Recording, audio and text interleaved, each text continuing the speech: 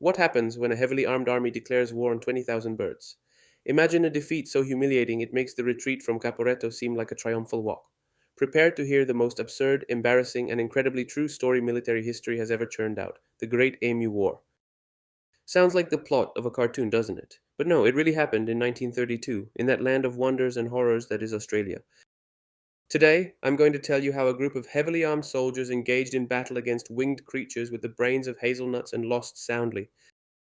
I promise you that after this story, you'll look at birds differently, and maybe even your army. We are in Western Australia, a vast expanse of open fields, scorched by an unforgiving sun. Amid this hell of dust and heat, here are our heroes, or rather, our unfortunate Australian soldiers. Skirts, heavy uniforms, and faces already tired before they'd even begun. There they were with their Lewis guns, instruments of mass destruction, ready to mow down anything that dared cross their sights. And the enemy? Well, in the distance, motionless as statues, there they were, groups of emus with that what's there to look that only a bird can have. The year is 1932.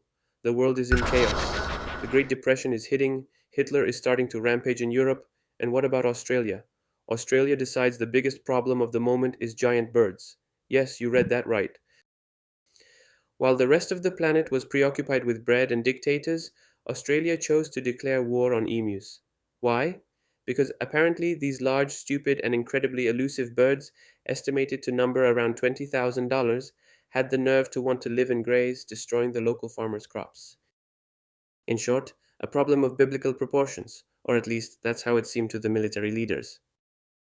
Captain G.P.W. Meredith, a burly man and already sweating before 10 o'clock in the morning, addressed his men with the gravity of a general about to launch the final offensive.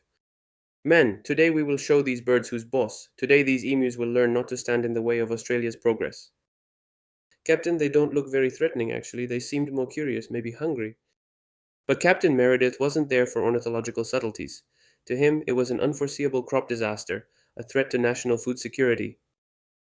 And so, with a scream that was meant to be intimidating to the birds but probably only scared a few lizards, he shouted, "Now open fire, no mercy." And so the absurdity began. Those guns opened fire with deafening bursts that echoed across the desert, bullets whistling stuff. But the emus, ladies and gentlemen, the emus were not there to be mowed down like ears of corn. At the first shot, with a speed and agility that would have made an Olympic champion pale, they scattered as if programmed for chaos. Some unfortunate birds fell, of course. War always has its victims. But most, and I mean the vast majority, fled in the blink of an eye, leaving the soldiers to fire into the distance amid clouds of dust and disbelief. What was supposed to be a simple containment operation quickly turned into what newspapers of the time would ironically dub the Great Emu War. The soldiers expected a crushing victory. They had the advanced military technology, they had the strategy, they even had the vehicles.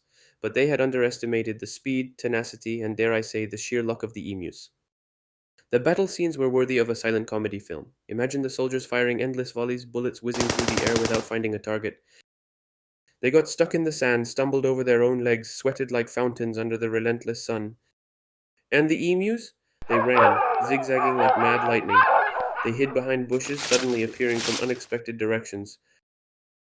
It almost seemed like they were making fun of them, with their awkward but incredibly effective gait.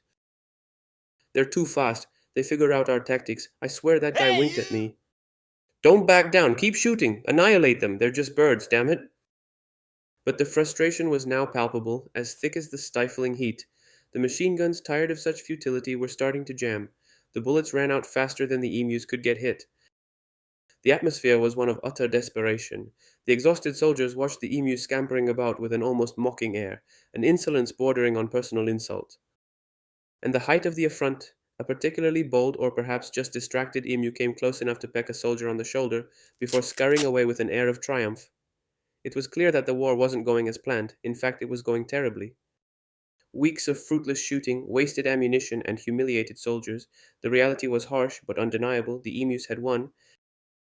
The Australian army, with its tails between its legs and its dignity under its heels, was forced to retreat. Retreat. Retreat. The war is over. We have lost.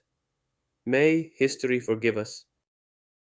And so, with a death toll of around 1,000 emus out of 20,000, the Australian army was officially and resoundingly defeated by a herd of emus. The world watched, first with puzzlement, then with a smile. The emus, for their part, remained free, victorious, and probably a little confused as to why the humans had gone to so much trouble to shoot in vain.